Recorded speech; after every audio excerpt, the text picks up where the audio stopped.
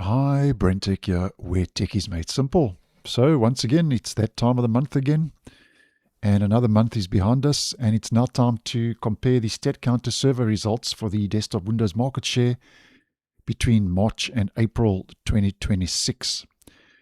Now for April, we have 4 versions of Windows that have actually decreased in market share, and 2 have increased. And there's some surprising stuff going on here at the back, and I hope this doesn't get too confusing. Now, first of all, Windows 8, which was previously in March in 3rd place, has dropped to 6th place, and that has dropped from 0.16% to 0.03%.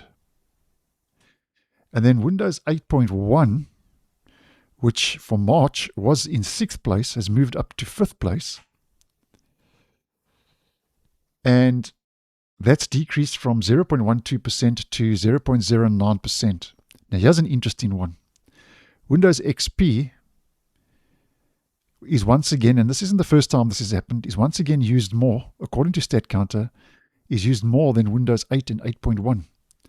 Where in March, Windows XP was in 5th place and has now moved to 4th place overall, and has increased, it's one of the only 2 to have increased, from 0.12% to 0.2%. So that's very interesting.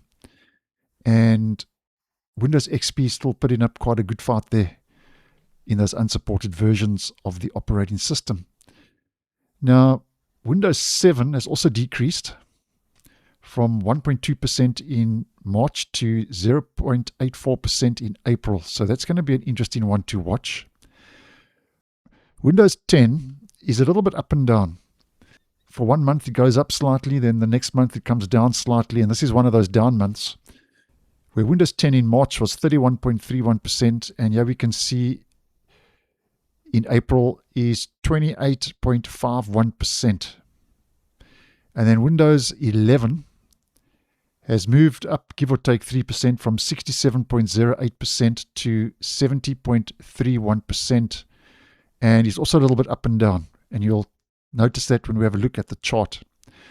Now, a possible reason why Windows 10 has decreased and Windows 11 has increased is because obviously all your new devices come with Windows 11 pre-installed. The end of Windows 10 means a lot more people are upgrading and updating to Windows 11, or they are migrating away from Windows altogether and seeking alternative OSs like Linux and Mac OS. Now, if we have a look at the chart, as we can see, a little bit up and down, as I mentioned. So, starting in February of this year, that was an all-time high for Windows 11, 72.57%. Then it dipped in March and is now at 70.35%. So Windows 11 is just below its all-time high, which, as mentioned, was back in February. And the opposite is happening with Windows 10, as we can see. And then here at the bottom, in the bigger picture of things, those out of support versions, not much really happening in the bigger picture of things if you take a look at Windows 10 and Windows 11's movement. So interesting stuff.